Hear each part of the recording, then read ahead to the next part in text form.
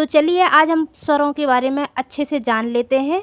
स्वर की परिभाषा। स्वर उन वर्णों को कहते हैं जिनका उच्चारण स्वतंत्रता से होता है। स्वर व्यंजनों के उच्चारण में सहायक होते हैं। स्वरों की संख्या होती है 11। तो स्वर कौन कौन से होते हैं? छोटा आ, बड़ा आ, छोटी ई, बड़ी ई, छोटा ऊ, बड़ा ऊ, ऋषि, ए एड़ी, ऐ ऐनक, ओ ओखली, औ औरत। तो देखो हमारे पूरे 11 स्वर हो गए। और देखिए ये जो ऋषि रहता है ना, ये बड़ा ऋषि रहता है और इसका प्रयोग संस्कृत भाषा में किया जाता है। ठीक है। और एक और होता है आगत स्वर। आगत स्वर मतलब विदेशी स्वर, जो हमें विदेशी मतलब हमारे यहाँ का नहीं है, ये विदेश से आया है, तो ये इसे आगत स्वर कहेंगे। ये अ रहता है ना, अ, जिसे देखिए हम प्रयोग तो करते हैं। क्या है वो? डॉक्टर, ठीक है, कॉलेज, फुटबॉल आदि। तो ये आपने स्वर समझ लिए होंगे कि स्वर क्या होते हैं, स्वर की परिभाषा समझ ली होगी। अब हम पढ़ लेते हैं स्वरों का वर्गीकरण। देखिए स्वरों का वर्गीकरण 9 प्रकार से किया जाता है। तो हम एक एक प्रकार को पढ़ेंगे। सबसे पहले उत्पत्ति के आधार पर 2 प्रकार के होते हैं। फिर है मात्रा के या उच्चारण के आधार पर 3 प्रकार के होते हैं। ओष्ठ की आकृति के आधार पर 2 प्रकार के होते हैं। जिह्वा के आधार पर 3 प्रकार के होते हैं। मुखाकृति के आधार पर 4 प्रकार के होते हैं। उच्चारण स्थान के आधार पर भी 4 प्रकार के होते हैं। जाति के आधार पर 2 प्रकार के होते हैं। मुख की मांसपेशियों के आधार पर 3 प्रकार के होते हैं। नासिका के आधार पर 2 प्रकार के होते हैं। हम इनको विस्तार से अगले शॉर्ट में समझेंगे। उत्पत्ति के आधार पर स्वरों का वर्गीकरण कितने प्रकार के होते हैं? 2। उत्पत्ति के आधार पर स्वरों का वर्गीकरण कितना होता है? 2 प्रकार से होता है। कौन कौन से होते हैं? देखो, एक होता है मूल स्वर और दूसरे होते हैं संधि स्वर। संधि स्वर को सांध स्वर भी बोलते हैं हम, ठीक है। तो देखो मूल स्वर क्या होते हैं? मूल स्वर को एकल स्वर भी बोलते हैं।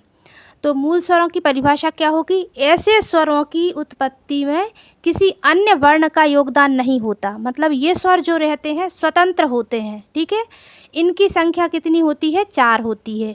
कौन कौन से होते हैं ये स्वर? छोटा आ, छोटी ई, छोटा ऊ और ऋषि, ठीक है। मूल स्वर कितने होते हैं? 4 होते हैं। छोटा आ, छोटी ई, छोटा ऊ और ऋषि।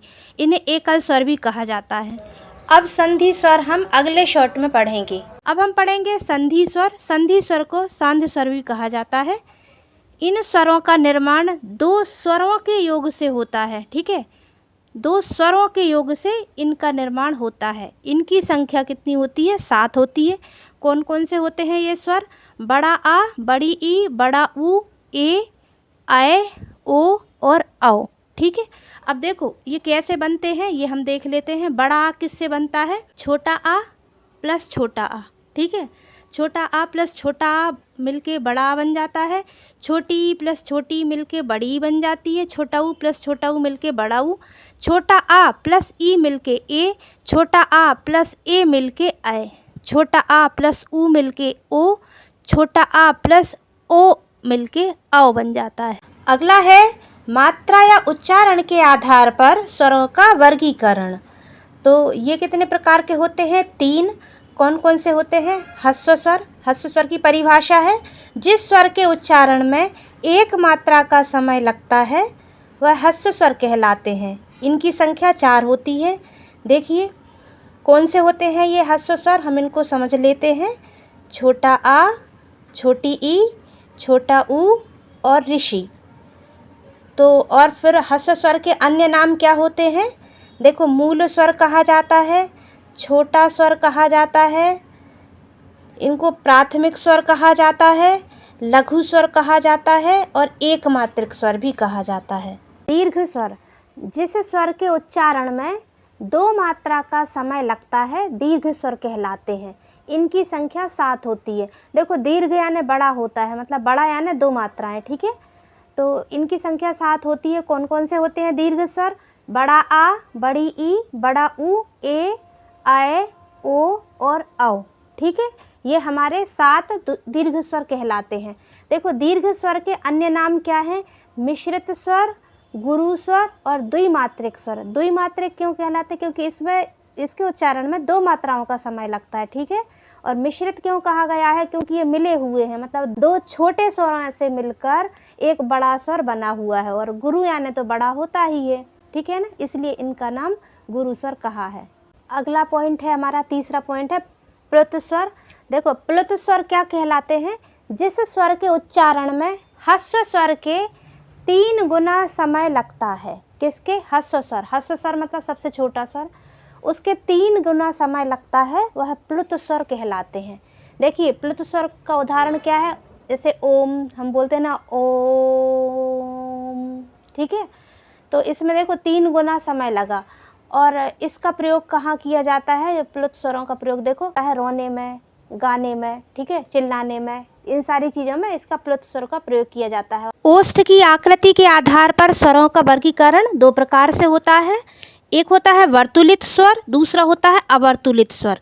वर्तुलित स्वर क्या होता है, इसकी परिभाषा है ओष्ठ यानी होंठ को वृत्ताकार करके जिन स्वरों का उच्चारण होता है उन्हें वर्तुलित या वृत्तमुखी स्वर या गोल स्वर या ओष्ठ स्वर कहते हैं। उदाहरण कौन कौन से हैं? छोटा ऊ, बड़ा ऊ, ओ, आओ और अ। अवर्तुलित स्वर जिन स्वरों के उच्चारण में होंठ गोल नहीं होते हैं बल्कि फैल जाते हैं उन्हें अवर्तमुखी स्वर या अवर्तुलित स्वर कहते हैं। इनके उदाहरण कौन कौन से हैं? बड़ा आ, छोटी ई, बड़ी ई, ऋषि, ए और अय।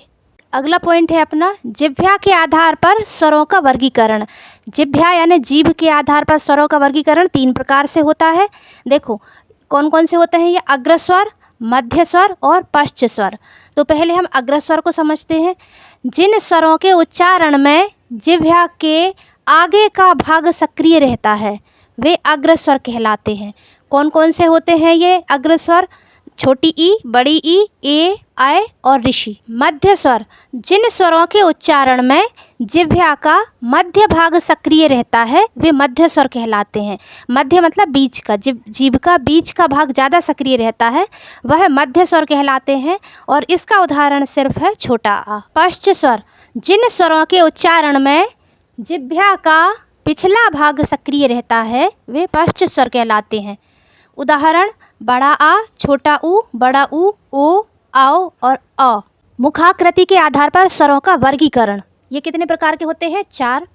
कौन कौन से होते हैं? विवृत स्वर, अर्धविवृत स्वर, संवृत स्वर, अर्धसंवृत स्वर। सबसे पहले हम विवृत स्वर को समझ लेते हैं। जिन स्वरों के उच्चारण में मुख द्वार पूरा खुला रहता है उसे विवृत स्वर कहते हैं। उदाहरण के लिए छोटा आ। दूसरा पॉइंट है हमारा अर्धविवृत स्वर, जिसकी परिभाषा है जिन स्वरों के उच्चारण में मुख द्वार आधा खुला रहता है उसे अर्धविवृत स्वर कहते हैं। उदाहरण छोटा आ, ए और आओ। तीसरा पॉइंट है हमारा संवृत स्वर। संवृत स्वर की परिभाषा क्या होती है? जिन स्वरों के उच्चारण में मुख द्वार लगभग बंद रहता है उसे संवृत स्वर कहते हैं। इनके उदाहरण हैं छोटी ई, बड़ी ई, छोटा ऊ, बड़ा ऊ, ऋषि। अगला पॉइंट है हमारा अर्धसंवृत स्वर। इसकी परिभाषा है जिन स्वरों के उच्चारण में मुख द्वार लगभग आधा बंद रहता है उसे अर्धसंवृत स्वर कहते हैं। इसके उदाहरण हैं ए, ओ। उच्चारण स्थान के आधार पर स्वरों का वर्गीकरण ये भी 4 प्रकार के होते हैं। कौन कौन से? कंठ्य स्वर, तालव्य स्वर, मूर्धन्य स्वर, ओष्ठ स्वर। देखिए सबसे पहले है कंठ स्वर। कंठ का मतलब होता है गला, ठीक है। इन स्वरों का उच्चारण स्थान कंठ होता है, ठीक है, गले से इनकी आवाज़ निकलती है। उदाहरण छोटा आ, बड़ा आ। दूसरा है हमारा तालव्य स्वर। इन स्वरों का उच्चारण स्थान तालु होता है। उदाहरण छोटी ई, बड़ी ई, ए, आय।